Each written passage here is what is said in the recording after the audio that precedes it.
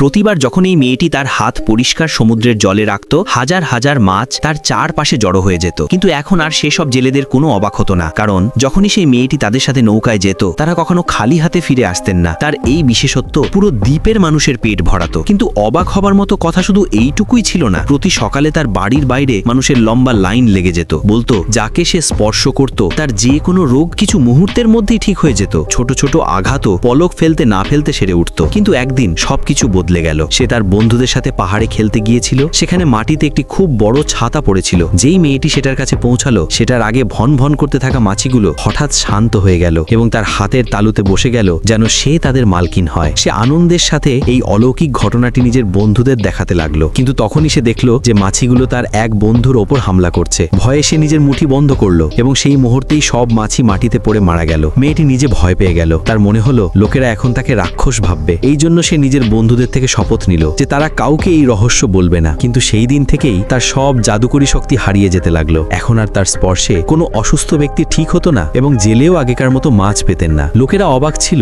যে শেষ পর্যন্ত এই অলৌকিক মেয়েটির সাথে এমন কি ঘটলো।